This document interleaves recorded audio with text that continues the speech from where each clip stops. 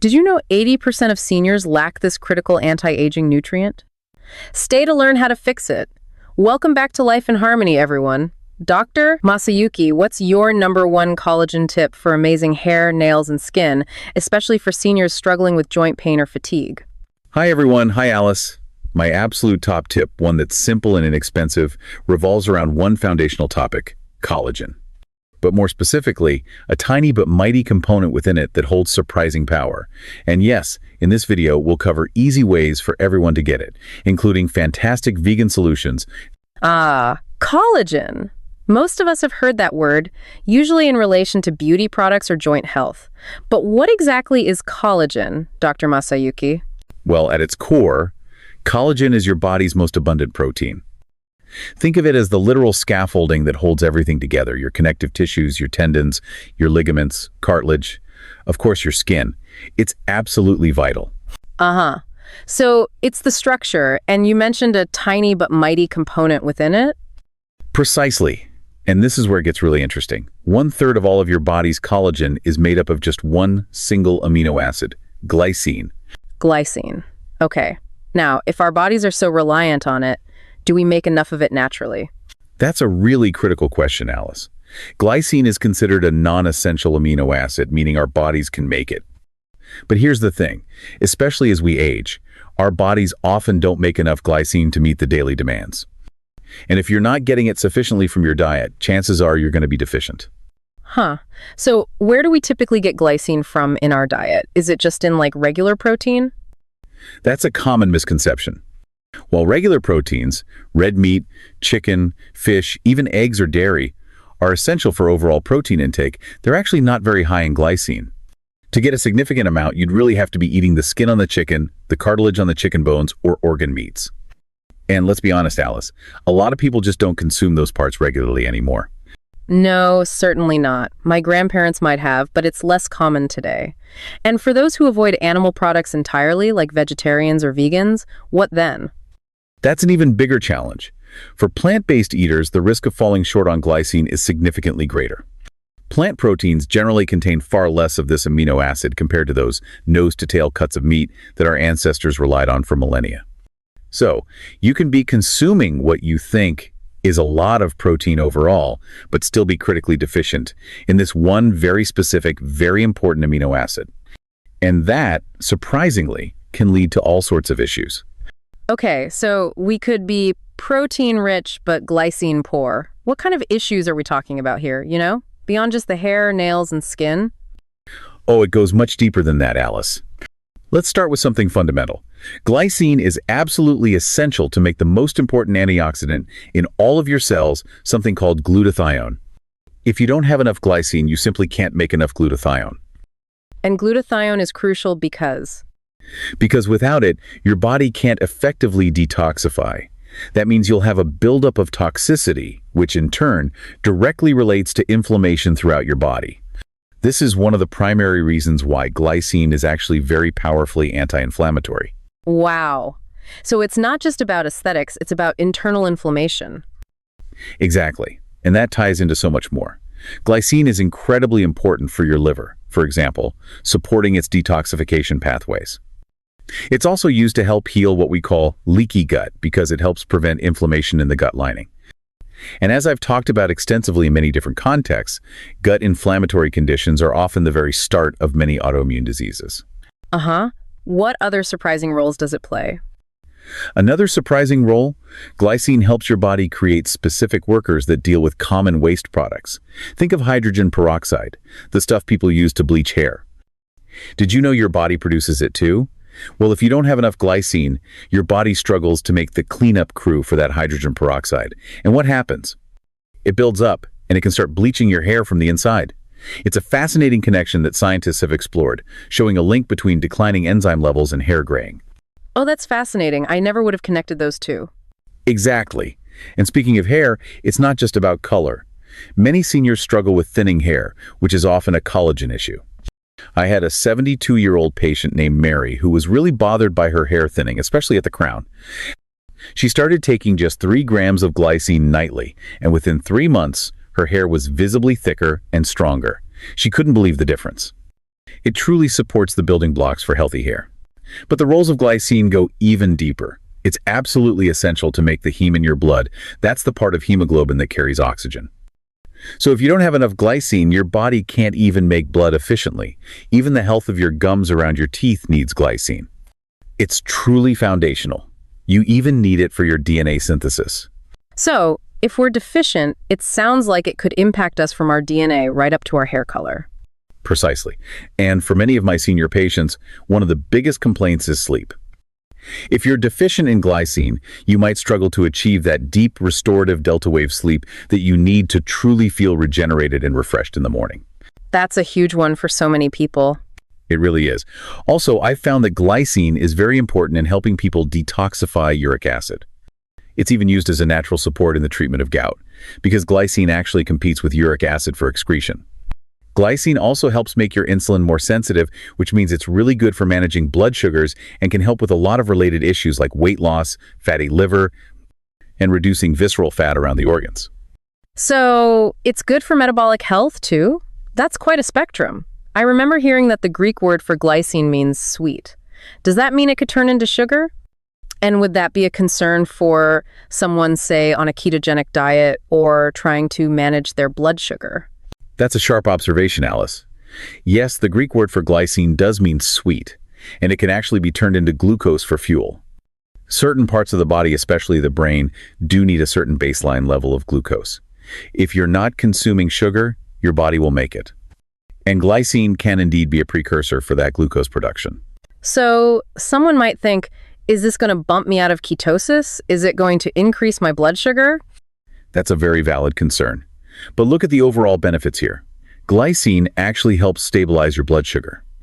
Yes, there might be a very slight temporary insulin spike, but crucially it makes your own insulin much more sensitive.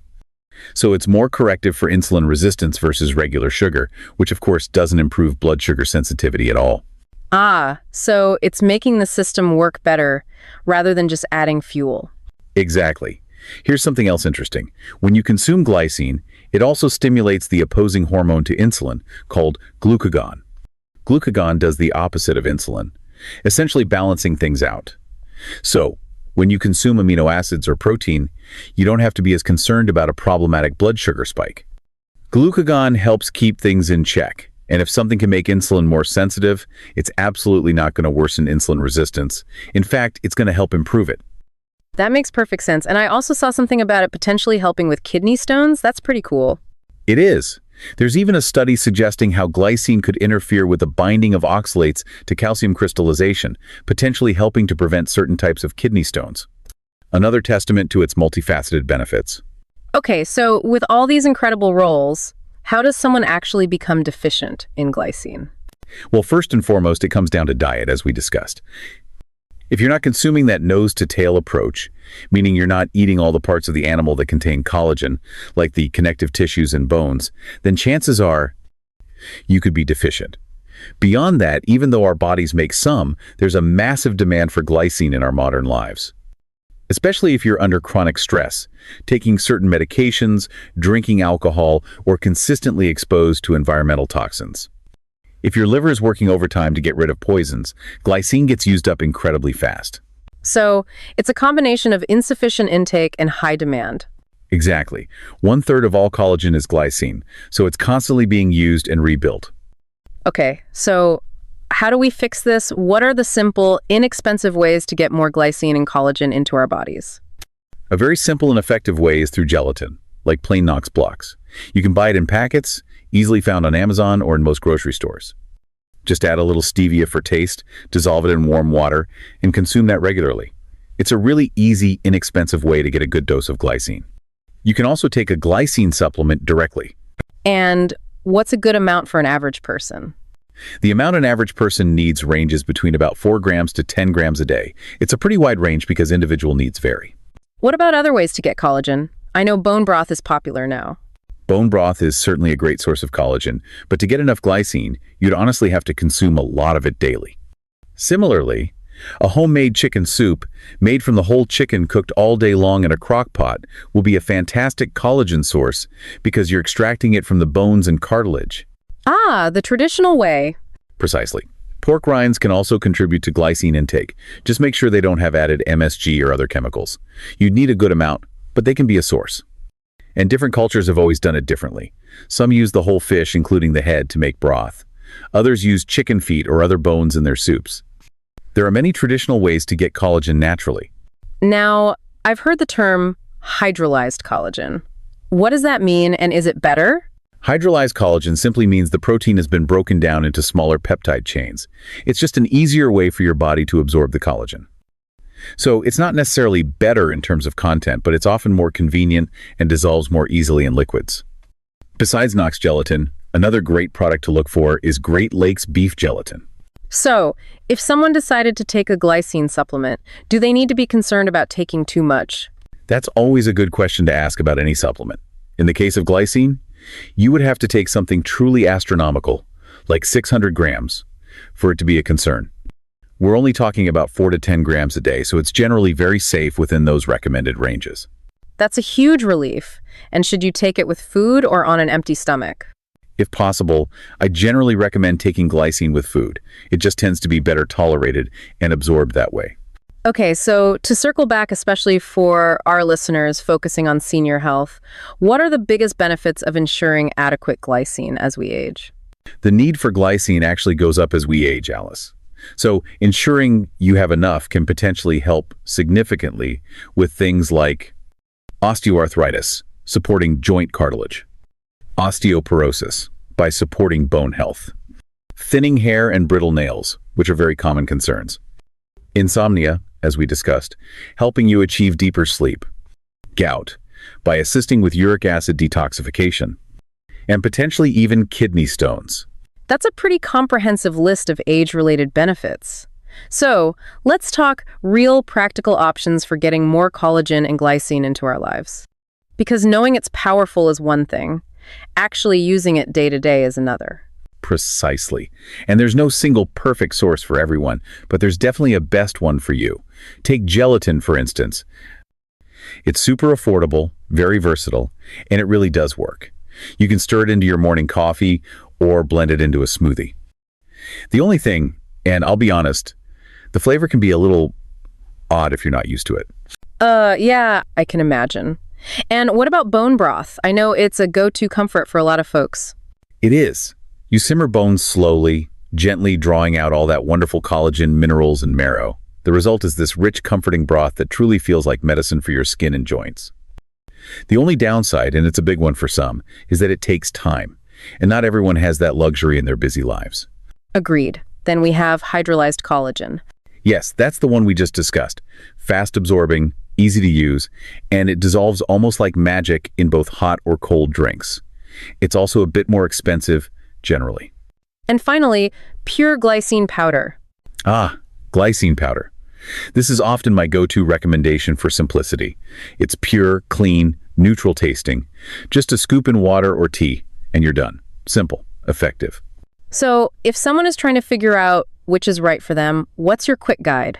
Okay, so if you're busy, I'd say try gelatin blocks like Knox. You can dissolve one in warm water with a squeeze of lemon and a dash of stevia, and you've got a daily skin elixir, or just add it to your morning beverage. If you prefer cooking, definitely make a big pot of bone broth over the weekend. Your future self will absolutely thank you. And if you like simplicity above all else, a scoop of pure glycine powder in your nighttime tea could be all you need. So what matters most isn't which one you pick, but that you pick one and stay consistent. Exactly. Consistency is key with all these things, Alice. You mentioned sleep earlier, and I know that's such a quiet struggle for so many of us as we age. Falling asleep, staying asleep, waking up feeling truly rested, it gets harder, doesn't it? How does glycine truly shine for sleep? It absolutely does get harder for many people. But here's where glycine truly shines. Not just for your skin, but for your sleep quality. You see, glycine actually helps regulate your core body temperature. At night, your body naturally needs to cool down just a little bit to slip into that deep, restorative sleep. Glycine supports this gentle drop in temperature, effectively sending your brain a powerful signal. It's time to rest now. That's so interesting. It's working with your body's natural processes. Precisely. There was a study published in Sleep and Biological Rhythms that found just 3 grams of glycine taken before bed helped participants fall asleep faster, wake up less frequently during the night, and crucially, feel more refreshed the next day. And here's the beautiful part, Alice. Unlike sleeping pills or even melatonin, glycine doesn't knock you out. It supports your body's natural rhythm. No grogginess the next morning, no strange dreams, just calm, uninterrupted rest. So, what's your evening tip for our listeners then, Dr. Masayuki? My evening tip, very simple. Stir 3 grams of glycine into a warm cup of chamomile tea about 30 to 60 minutes before bed. You can add a slice of ginger or a splash of oat milk if that makes it more enjoyable for you. For many of my older patients, especially those struggling with stress, night sweats, or aching joints, this small, calming ritual has really changed things for them. It's not a magic cure, but it's supporting what your body is already trying to do: rest, heal, and repair. Exactly that, Alice. Now, we talked earlier about plant-based diets, and I know this is a big question for many of our listeners. But Dr. Masayuki, what if I'm vegetarian or vegan? Ah, yes, Alice. I hear this often, and it's such an important question. Because while many of those traditional sources of collagen do come from animals, that absolutely doesn't mean plant-based eaters are left behind or can't support their collagen production. Okay, so there are solutions for everyone. So, what are the solutions for those who don't eat animal products? Absolutely. Let's start with this. Your body can make glycine, and it can build collagen. But it needs the right building blocks, and sometimes, especially with age or certain dietary limitations, those can run low. Glycine, proline, and hydroxyproline are the 3 main amino acids that make up most of collagen, and yes, they are more abundant in animal-based foods. But here's the really good news. You can still support your collagen naturally without compromising your values. First, and this is fantastic, you can find vegan glycine powder. There's a plant-based version made through microbial fermentation. It's odorless, dissolves easily in water or tea, and it's quite affordable. I usually recommend about 3 grams a day, mixed into smoothies, tea, or even your morning oatmeal. That's wonderful. And what about whole foods? Yes, you can also boost your intake of key plant nutrients that specifically support your body's own collagen production.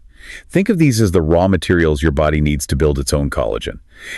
We're talking about vitamin C from guava, kiwi, oranges, and red bell peppers. Zinc, found in pumpkin seeds, chia seeds, flax seeds.